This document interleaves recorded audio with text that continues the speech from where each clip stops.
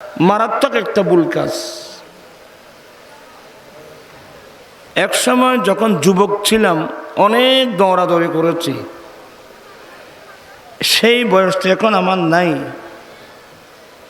আমি অসুস্থ মানুষ, এই ব্যাকওয়ার্ড জায়গা, রোডঘাট নাই তেমন, এখানে আনা আমার এটা ঠিক হয় নাই। আল্লাহ যদি কোনোদিন সুস্থতা দান করে তাহলে আসার চেষ্টা করা যায়। একসময় তো অনেক দৌড়াদৌড়ি করছি না, এখন তো সেই বয়স এখন তো নাই। আমাদের ছেলেদের একটা আবেগ আছে, বিবেকটা নেই, যার কারণে আমাদেরকে কষ্ট পেতে হচ্ছে।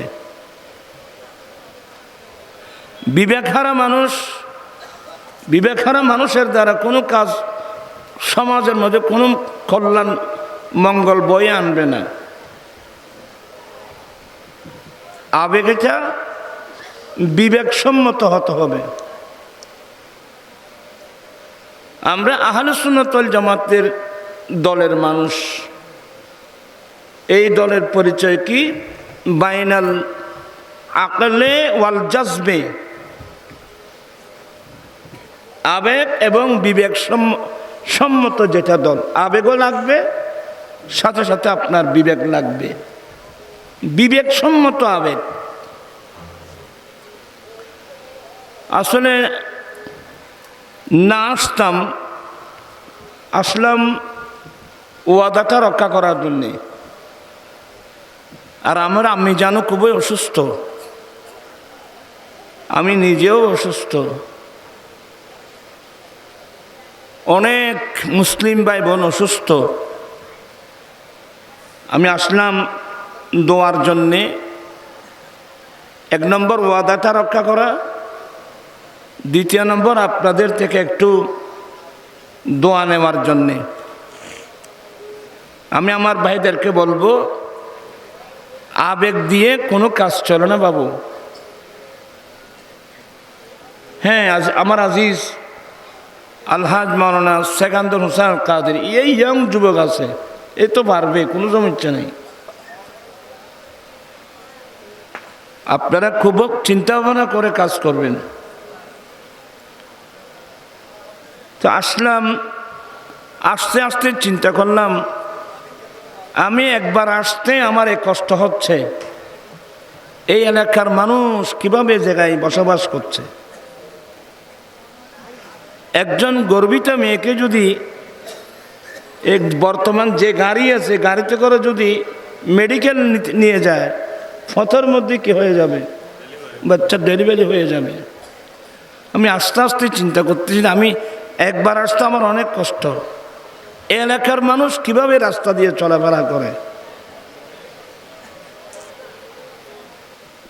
কষ্ট তো আছে, কিন্তু এভাবে তো না। তো যাই হোক, দোয়া করব আল্লাহ যেন রোড ঘাটগুলো যেন আল্লাহ ভালো করে দেন।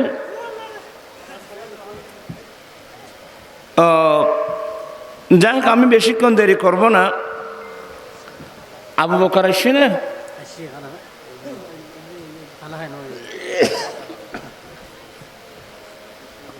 আচ্ছা, যাই হোক, আমি ওনাকে দিয়ে আপনাদেরকে দোয়া নিয়ে চলে যাব। তো আসছে বিদায় কোরআন মাজিদ ফুরকানে হামিদ থেকে একটি আয়াতে কারিমার তেলাওয়াত করলাম। আল্লাহ বলেন, তোরা বসুত তো নো আর মা বলে তো এলে বইছে না, গুরু গুরু হওয়া কদন, লেদা হওয়া কদন, সব মদি, যারা কেউ ওয়াজ বুঝিবে না। তোমরা বাড়িতে চলে যাও, যাও, তোমরা বাড়িতে চলে যাও, যাও যাও। আপনারা জওয়ান বয়স্ক মানুষ সামনে আসেন, বেশিক্ষণ দেরি হবে না, আপনি ভয় করার কারণ নেই। এই লেদা লেদা হওয়া কদন গুন্ডা দেখিলে তোরা বাড়ির যাবি যা। আপনারা সামনে আসেন। আর যারা মুরব্বী মানুষ, বয়স্ক, এরা যেভাবে সুবিধা সেভাবে বসবে। আর যারা ইয়ং যুবক, আপনারা কিন্তু নামাজের মতো দোজানো হয়ে বসবে, কারণ এটা কোরআন সুন্নাহর মজলিস, এটা দুনিয়ার কোনো নেতা নেত্রীর মজলিস নয়। বলছিলাম আল্লাহ বলেন, ইন্নাল্লাহ আশতারা মিনাল মুমিনিনা আনফুসাহুম ওয়া আমওয়ালাহুম বিআন্না লাহুমুল জান্নাহ। নিশ্চয়ই আল্লাহ মুমিন বান্দা থেকে তার দুটো সম্পদ কিনে নিয়েছেন জান্নাতের বিনিময়ে। সুবহানাল্লাহ। তোমরা সামাই যাও না, এলে আলসিয়া মানুষ কেন ওয়াজ নিব? এটা উগ্র শীত খেললে উগ্র লাগাই বলি, ঠান্ডা বেশি লাগতো না, কম লাগিব। আরো সামাইও না, এটা জায়গা আমার, এটা জায়গা আছে।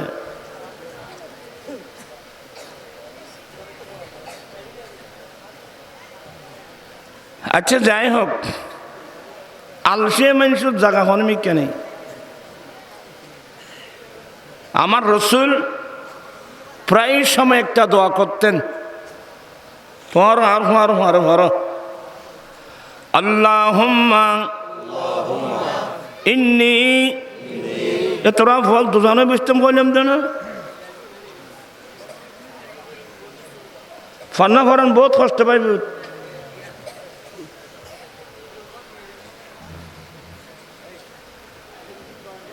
কি হতাম জানার দামাক্কান লড়িদার গো।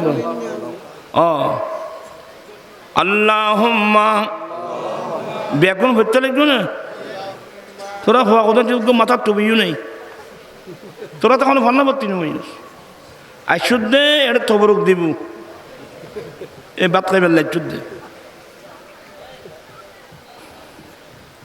যাই হোক, আগামীতে মাহফিলে আসতে গোসল করে, উজু বানিয়ে ভালো গোসল করে, সুন্দর পোশাক পরে, মাথার চুল আশ্রিয়ে, মাথায় টুপি দিয়ে, বুক ভরা আল্লাহ রসুলের মহব্বত নিয়ে এই মাহফিলে আসবেন, তাহলে এই আশাটা আপনার কাজ দেবে। এনে গুড়ি গাড়ি উজুরের কথাবার্তা কেন গম্মিকাল আনি চাইনি, তারপরে উজুরে যাইবে গো কতদিন টিয়া দিবইতে মানছি, আর তোমারা বিরিয়ানি প্যাকেটও গেলে বউর কাছে যাইব। এই ওয়াজ হইতো না, কিচ্ছু হইতো না। ইন্নামাল আমালু বিন্নিয়াত। আমার দয়াল নবী বলছেন যে সমস্ত ইমানদার মোমেন মুসলমানের সমস্ত আমল এটা নিয়তের উপর নির্ভর। কথা বুঝছেন? আয় কেন কষ্ট দিন বাদ, আয় এন বুড়ো মানুষ, বয়স্ক মানুষ, আর কিনি সামাইবেন নি কেন? এমনি জায়গায় দেয় তো খড়ে খড়ে চাই ওই দোয়া হইলাম দিবে ঘর, তোরা মুখ্যমা দিবে নেই। এটা করোনা স্টোনও পাইব, মুখ বাঞ্চ করে মাই ফল না, নেকাপ পুত্র করিলে আল্লাহুম্মা ইন্নী আউযু বিকা মিনাল কাসালি ওয়াল হারামি ওয়া সুইল কিবারি ওয়া ফিতনাতিদ দুনিয়া ওয়া আযাবিল কবর। এ দোয়া শিখিলেও না, আমার রসুল নিজে দোয়া করে আমাদেরকে তালিম দিয়েছেন, যাতে আমরা আল্লাহর কাছে সব সময় যেন এই দোয়াগুলো করি। তিনি দোয়াটার অর্থ তো না বুঝু, আল্লাহুম্মা ইন্নী আউযু বিকা মিনাল কাসাল, মাওলা আমি তোমার কাছে অলসতা থেকে ফানা চাচ্ছি, আল্লাহ তোমার কাছে আলসিতুন ফানা চাই। আচ্ছা, আমার রসুলকে কোনোদিন কোনো অলসতায় আমার নবীর শরীরকে স্পর্শ করতে পারবে? এটা মূলত আমাদের তালিম। কারণ আর রসুল জানে যে আরে আলসি ভাইব ওই জানামা থেকে আমাদেরকে কি সে পাবে? অলসতাই পাবে, অলসতা আলসিয়েরই। তা আলসি ভাইব তো একটা কঠিন কারণ আছে। এক নম্বর, ফেটবরি ভাত খান। আর ভাই আবু বকর ফেটবরি ভাত খাই বেল না স্যার আইন ভারত নড়তে লাগলো। এক নম্বর হলো ফেটবরে ভাত খেলে আপনাকে অলসতায় পাবে। তা এড়ে বুঝি ডেঙ্গে বাসানো আছে না, খাইলাম দাইলাম বললাম ফ্যাট ফ্যাট হয় যে আর লই এখন নেই খানে দুন খানা খাইলি ফ্যাটি ভাল গাইব কেন এনায় কথার দিকে ভোট দি ইন ওয়াজ করে দিন। ফ্যাটবরে খানা খেলে আপনাকে অলসতাই পাবে। হুজুর আমরা কিভাবে খাবো? আমার দয়াল নবী বলেন, মোমেন খানা খায় এক আধ দিয়ে, কাফেররা খানা খায় 7 আধ দিয়ে। আত্মানি আতরি। ইমানদার মুসলমান খানা খায় 6 আধ দিয়ে। আর নবীর হাদিস কই দেয় তোমার কিস্তা কাহানি কই দিন। আমার নবী বলেন ইমানদার খানা খায় 1 আধ দিয়ে, কাফেররা খানা খায় 7 আধ দিয়ে। তো এভাবে বললে আপনারা এগুলো বুঝবেন না। এই হাদিসের একটা শানে বরুদ আছে। আমার নবীর দরবারে ওরা জুরান্নে ঘনবাদী। আমার নবীর দরবারে একজন ইহুদি মেহমান হলো। কে? ইহুদি। আমার নবীর আদর্শের মধ্যে একটা আদর্শ মানুষকে মেহমানদারি করা। কি করা? আমার নবীর বড় আদর্শ মেহমানদারি করা। মেহমান সে হিন্দু হোক, সে বৌদ্ধ হোক, সে খ্রিস্টান হোক, সে জুম্মা হোক, চাকমা হোক, যেই কেউ মেহমান হবে আমাদের কাজ হলো কি করা? ওরা কেন কথা আনলো এখানে মারতে বাপ তো বুঝলাম তো ওয়াজ শুনতে একটু। আমাদের কাজ হলো কি করা? মেহমান সে যে কেউ হোক। কথা বুঝছেন? আর এখানে কয়েকটা মশলা বলে দিই। উত্তম মেহমানদারি একদিন এক রাত। এই মশলা কেন রাখো বা? উত্তম মেহমানদারি একদিন এক রাত। একদিন এক রাতের মধ্যে মন প্রাণ উজাড় করে মেহমানদেরকে মেহমানদারি করবেন। বেয়ে এসে দেখখানা খানা খয়সেমিকে অন্ন করিব না বা দুরস্কুর তুর কে আছে না দুরস্কুর। উত্তম মেহমানদারি মন প্রাণ উজাড় করে। উত্তম মেহমানদারি একদিন এক রাত, বেশির মধ্যে 3 দিন। বেশির মধ্যে কয় দিন? একজন সাহাবা প্রশ্ন করলেন, নবী গো হুজুর 4 দিন থাকলে? তো আমার নবী বলছেন যে উম্মত তোমার আত্মীয় তোমার জন্যে তোমার সামনে লজ্জা পাক, এটা কি তুমি পছন্দ করো? না ইয়া রাসূলুল্লাহ। তোমার আত্মীয় তোমার জন্য লজ্জা পাক, শরম পাক, এটা যদি পছন্দ না করো তাহলে বেশির মধ্যে কয় দিন? 3 দিন। এই মশলাগুলো মনে থাকবে। তোমারা ওর বাড়ির জজে এটা কদিন চাইবে? এ তোমার একদিন থাকা যায় না? ইন মাথে নিজ কদিন তাই একটু হ্যাঁ না তাইলেও তাই পারিবে। এনে প্রথম যাত্রা ইস্যু একবার ওরি তোমার দুরুস করো।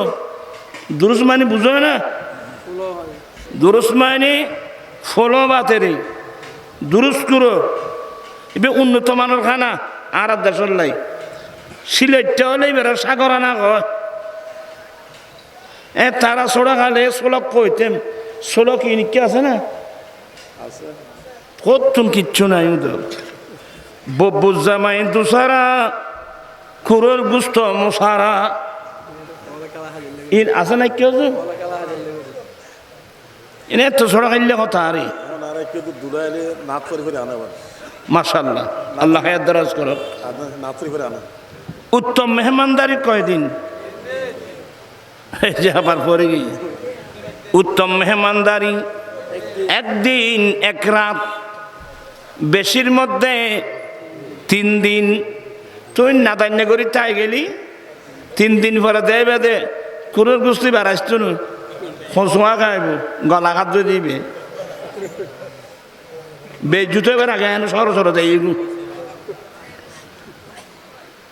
আসুন আমি আপনাদেরকে একটু পরিবেশ ঠিক করতে হবে নতুবা ওয়াজ বুঝবেন না আমার নবীর দরবারে একজন ইহুদি মেহমান হলো হযরত সাইয়েদনা বিলাল রাদিয়াল্লাহু তাআলা আনহু বলেন ইয়া রাসূলুল্লাহ আজকে তো আপনার দরবারে একজন ইহুদি মেহমান হলো হুজুর খাবার কি দেব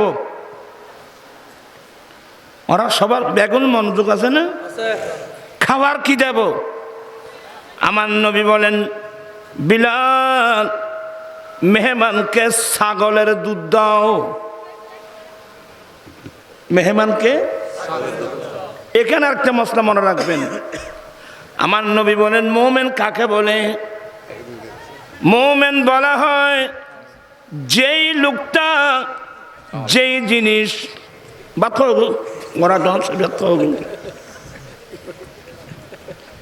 বাতর খোরাবো সারা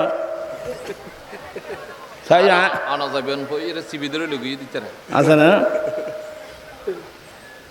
আমার জীবন মরণ সাজাবো মাদানী রঙে আমার জীবন মরণ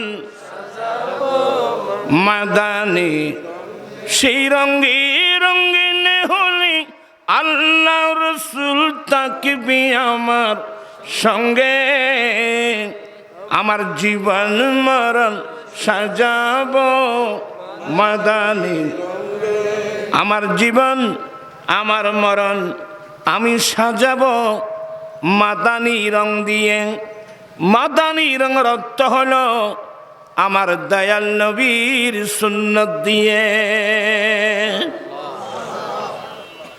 আমরা এ মাহফিলের মেন ওয়াজ আমরা অতীত জীবন তালাশ করলে কিছু পাবো না শূন্য আমরা অতীত জীবন অপরাধ থেকে তওবা করব এখন থেকে আজ থেকে মৃত্যুর আগ পর্যন্ত আমরা দয়াল নবীর সুন্নত মোতাবেক চলব পারবেন তো না পাইলে আর মুসলমান বলা তাই লাভ নেই উজু কথা বলা নবীর সুন্নত ফারান করতে না পারলি তুই আর মুসলমান কিনলে কইতে আর মুসলমান হলে সেই নবীর সুন্নত ছাড়া আজেবাজে পথে চলতে পারবে না আজকে বাংলাদেশ তথা বিশ্বের মুসলমানের করুণ অবস্থা কেন আমরা নবীর পথে নাই কলমা পড়ছি মুখে ফত হলো ইহুদির ফত হলো নাসারার এন সূরা ফাতিহা গায়রিল মাগদুবি আলাইহিম ওয়ালাদ-দাল্লিন আল্লাহ আমাদেরকে ফতভ্রষ্ট অভিশপ্ত মানুষের রাস্তা দিয়ে চালিও না অভিশপ্ত ফতভ্রষ্টারা কারা হুমুল ইহুদ ওয়ান নাসারা কি মানে আল্লাহ তুমি আমাদেরকে তোমার নিয়ামত প্রাপ্ত বান্দাদের রাস্তা দিয়ে চালাবে অভিশপ্ত ফতভ্রষ্ট মানে ইহুদি নাসারা রাস্তা দিয়ে আল্লাহ তুমি আমাদেরকে চালিও না তারা তো বেগুন এখন ইহুদি নাসারার পিছিয়ে পিছিয়ে দূরে দেয় না এটা রসুলের হুঁশি আছে কজন যারা রসুলের পিছনে ছিল ওরা সিদ্দিক আকবর হয়েছে ওরা ফারুক আজম হয়েছে ওরা ওসমান জিন্নুরান হয়েছে ওরা মাওলা আলী শের খুদা হয়েছে ওরা ইমাম আজম আবু হানিফা হয়েছে ওরা গৌসুল আজম হয়েছে ওরা গরিব নামাজ হয়েছে। আমরা তো মুখে কলমা পড়তেছি, নবী আদর্শ সুন্নত তরিকা আমাদের মধ্যে আছে কই? মত হস্তাইয়ের ফলার তুলবা আয় কেনা দর করে খুঁজছি আসছি কষ্ট করি একটা চাইনি কিছু কাজল লাগাইতে পারিনি, আরেকবার আসতে পারবো তার কোনো নিশ্চয়তা নেই। অতএব আপনারা সবাই বসবেন, মনোযোগ সহকারে শুনবেন। আমার নবী বলেন মোমেন কাকে বলে? ওই ব্যক্তি মোমেন যেই জিনিসটা সে নিজের জন্য পছন্দ করে, নিজের জন্যে যে জিনিসটা আমি পছন্দ করি এটা আরেকজনের জন্য যদি আমি কি করতে পারি, পছন্দ করি, তাহলে আপনি মোমেন, আপনি মোমেন। কারণ আমার নবী ছাগলের দুধ ভালোবাসতেন। এই জন্যে বেলাল যখন জিজ্ঞাসা করলো নবী গো, একজন ইহুদি মেহমান হয়েছে, কি দেব? আমার নবী বলেন বেলাল তাকে ছাগলের দুধ দাও। কারণ আমার রসুল নিজে ছাগলের দুধ পছন্দ করতেন। আর ছাগলের দুধ এগুলো জাল দিতে হয় না, এনে দুধ দোয়ায় বিসমিল্লা করে খান। আর দেশের তো দুধই আছে না, গরুর দুধ দোয়াইলে দুধ না পারবে ভূত। গরুর দুধ করতুন মাইয়ে ফলে নিজের ঘরে দুধ খাবেন না পারে, রেট কো খাবেন পরে দুধ আস্তে আস্তে যার কমে যার বুঝি। আয় এনে বেড়া কিছু কথাবার্তা করছি, মত কষ্ট নয়, ঠান্ডা মেজাজ উনিবে। আপনারা এখানে যারা আসছেন, আমাদের মধ্যে এখনো নবীর হাদিস মোতাবেক আমরা কয়জন মুমিন এটা আল্লাহ জানে। আমরা ঘরের মধ্যে নিজের ফ্যামিলিকে নিয়ে, ছেলে মেয়েদেরকে নিয়ে আমরা গরুর মাংস, মুরগির মাংস, মাগুর মাছ, উন্নত মানের খাবার খাই। কিন্তু ধান কাটার জন্য যে বাইরে থেকে একজন লোক আনলাম, ওনাকে কি দিয়ে খানা খাওয়াইছেন? এই যে আন্নামাতে কেনা আর আল্লাহ মাশাল্লাহ আচ্ছা চাইবে আর কে ভালো আছো হুজুর, আর বহু আলো জিয়াং খাই, আর খাস করে বেলা মানুষ আনলেই বড় আল্লাহ কবুল করক। আর যদি না খাবো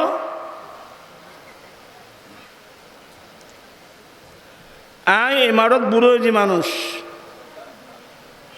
আর এবার সিটিংয়ে বাসাত কয় যে ইজানা উয়ানা আরোগ্যে আমরা নিজেরাই ভালো খাবার খাই। কর্মচারী থাকলে এদেরকে আমরা এ খাবারগুলো দিই না, আমরা অন্য তরকারিতে খাওয়াই। তাহলে এই স্বভাবটা যদি আপনার মধ্যে থাকে, নবীর হাদিস মোতাবেক আপনি এখনো মুমিন হতে পারেন নাই। নবীর আদর্শ কি জানেন? ইসলামের প্রথম যুদ্ধ বদরের যুদ্ধ, 70 জন কাফের মরল, 70 জন কাফের মুসলমানের হাতে বন্দী হলো। সন্ধ্যাবেলায় আমার নবী নির্দেশ দিলেন কাফেরদের লাশগুলো বদরের ময়দানে, খলিবে বদর যেখানে তৎকালীন যুগে ময়লা আবর্জনাগুলো নিক্ষেপ করা হয়, এমন জায়গায় বড় করে গর্ত করে কাফেরদের লাশগুলো মাটি চাপা দাও।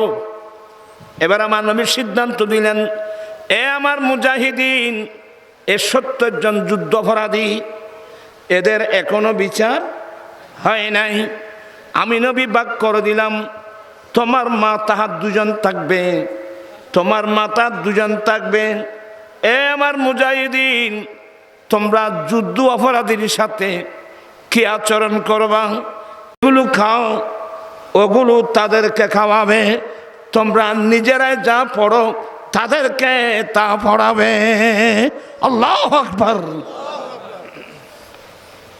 এই শিক্ষানীতি আমাদের মধ্যে আছে।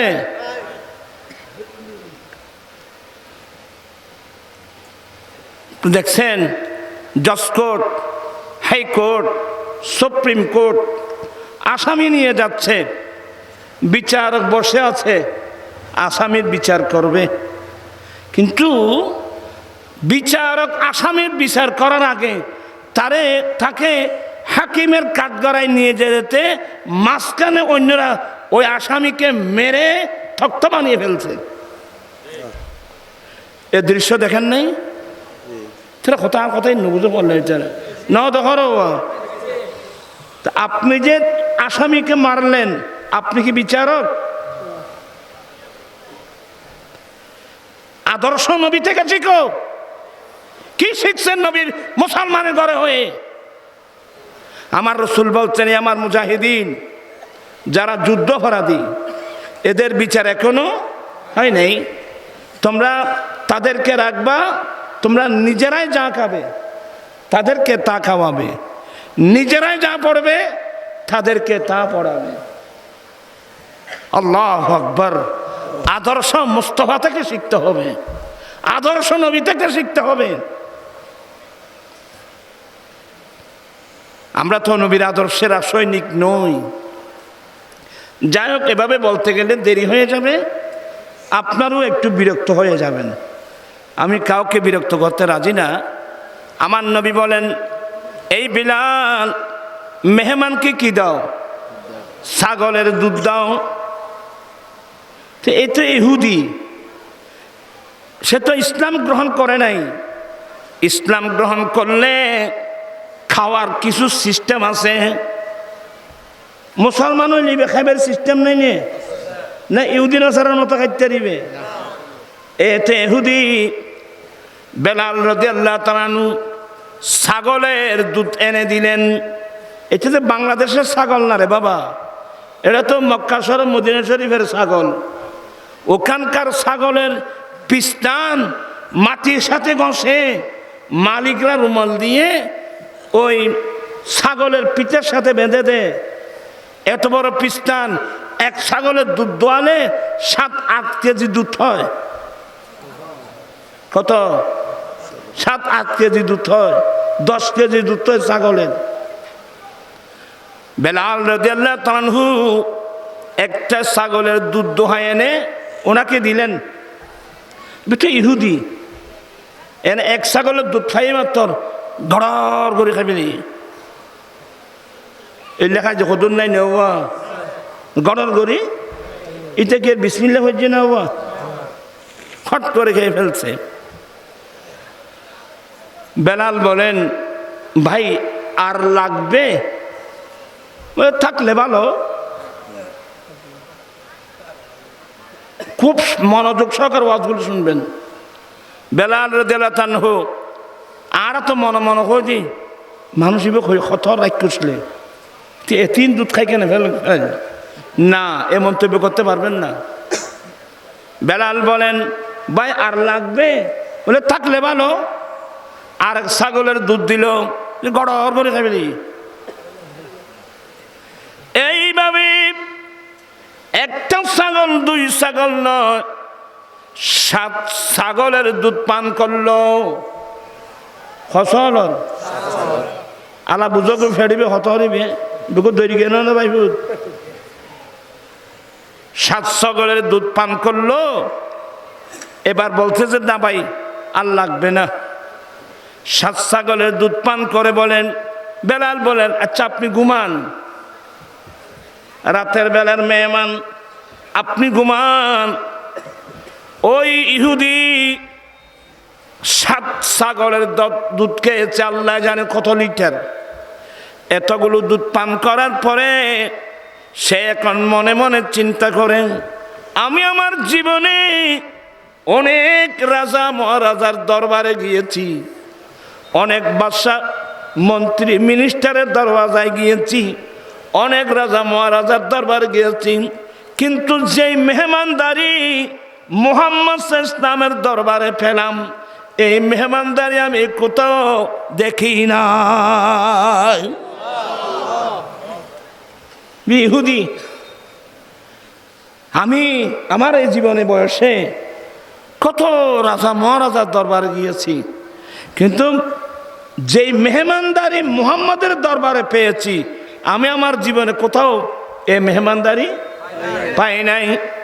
সেই মনে মনে স্থির করে ফেলল, আসলে এটাই সত্যিকারের ধর্ম, এটাই মানবতার ধর্ম, এটাই সত্যিকারের ধর্ম। সকাল হতে হতে, সকাল যখন হলো, ঘুম থেকে উঠে সে পড়ে দিলেন লা ইলাহা ইল্লাল্লাহু মুহাম্মাদুর রাসূলুল্লাহ। আমার নবীর দরবারের মেহমানদারি দেখে সেই ইহুদি কলমা পড়ে কি হয়ে গেল? মুসলমান হয়ে গেল। একজন বিধর্মী যদি মুসলমান হয়, মুসলমানের মধ্যে তো একটা আনন্দের জোয়ার এসে যায়, ঠিক না? সকাল সবাই আনন্দিত। এখন তো আর সে ইহুদি নাই, সেই কলমা পড়ে মুসলমান হয়ে গেছে। বেলাল বলেন, ইয়া রাসূলুল্লাহ, সে ইহুদি এখন তো কলমা পড়ে মুসলমান হয়ে গেছে। আমার নবী খুশি হলেন, ইয়া রাসূলুল্লাহ, ওনাকে কি খাবার দেব? বলে ছাগলের দুধ দাও। তাকে কি দাও? ছাগলের দুধ। ছাগলের দুধ দোহাই আনলেন। আনার পরে বলে, ভাইয়া, গতকাল তুমি ইহুদি ছিলে, আজকে তুমি নবীর কলমা পড়েছ, আমার মুসলিম ভাই হয়ে গেছো। গতকালকে তুমি যে সিস্টেমে খানা খেয়েছ, এখন যখন মুসলমান হয়েছ, সেই সিস্টেমে খাওয়ার চলবে না। বলে, কিভাবে খাবো? বলে, নাও, ডান হাতে নাও, এই দেখেন, ডান হাতে নাও, বসো। আমার নবী বলেন, লা তাশরিবু কাশরুবিল বাইর, উম্মত তোমরা ওঠের মতো পান করো না, ওঠের নিয়ে তোমরা পান করো না। তো ওঠ কিভাবে খায়? ওঠ দাঁড়িয়ে দাঁড়িয়ে খায়, তোমরা বসে বসে খাও। ওঠ এক ডুকে এক চোখে খায়। গরু কুড়া খায়, দেখো চোখে এই না করে বেটা মাতুরি যে বাচ্চালি মানুষ, এখন তোরা গরুর কুড়ো চুরো না খাবো না, এনে বালতি বালতি তাই নিন গায়ে গরু ব্রিজ গরু চোখ দিলে এক চোখে বালতির তারা থচ্ছে। আমার নবী বলেন, তোমরা এক চোখে খেও না, তোমরা তিন চোখে খাও। দেখুন পার্থক্য বুঝতে লাগবে না? ভাইয়া, গতকালকে তুমি পান করেছ, বিসমিল্লাহ পড়ো নাই, আজকে বিসমিল্লাহ পড়তে হবে। এক ডুকে খেতে পারবে না, তিন ডুকে খেতে হবে। খাওয়ার পরে আলহামদুলিল্লাহ পড়তে হবে। সে এমনি দেখে আছে, এই ইসলাম ধর্ম গ্রহণ করার সাথে সাথে এ খাবার মধ্যে এতগুলো নিয়ম। আর ফলা খানা খাচ্ছে, নিয়মহীন আছে না রোবা, ও গরু ছাগলের দেখে। ইল্লা মাশাআল্লাহ, অল্প সংখ্যক মানুষ আছে যারা নবীর সুন্নত মোতাবেক পানাহার করে। সবাইকে দোয়া করব, বাবা, আল্লাহর স্পেশাল দয়া, আল্লাহ আমাকে ইমামুল আম্বিয়ার উম্মত বানালেন। আল্লাহ চাহে তো আমাকে অন্য নবীর উম্মত বানাতে পারতেন, ঈসা আলাইহিস সালামের উম্মত বানাতে পারতেন, মূসা আলাইহিস সালামের উম্মত বানাতে পারতেন, শুআয়ব আলাইহিস সালামের উম্মত বানাতে পারতেন। আল্লাহর স্পেশাল দয়া, আল্লাহ আমাকে ইমামুল আম্বিয়ার উম্মত বানিয়েছেন। আমাকে নবীর সুন্নত মোতাবেক চলা উচিত ছিল না? ওরা জোরে চলে গেল মহল্লার। আর ভাই আবু বকর খানা খাইও না, কেন চা দো এবারে দিয়ে রায় দিন বাবা, দিন শরীর বানানো বাবা। আল্লাহুম্মা সাল্লি সাইয়্যিদিনা নাবিয়িনা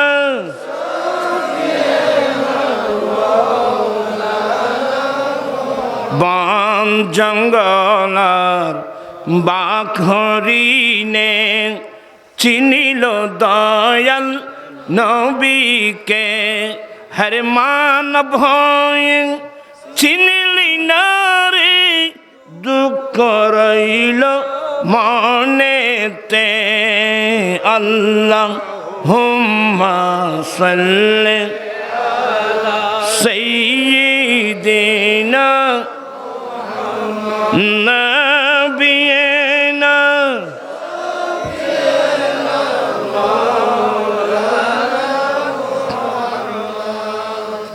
আল্লাহ সবাইকে মাহবুব নবীর সুন্নত তরিকা মোতাবেক চলার তৌফিক দান করুক।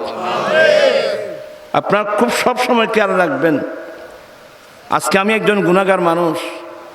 আজকে 16 বছর পেরিয়ে 17 বছরে পড়ল যৌতুকের বিরুদ্ধে আন্দোলন, মাদকের বিরুদ্ধে আন্দোলন।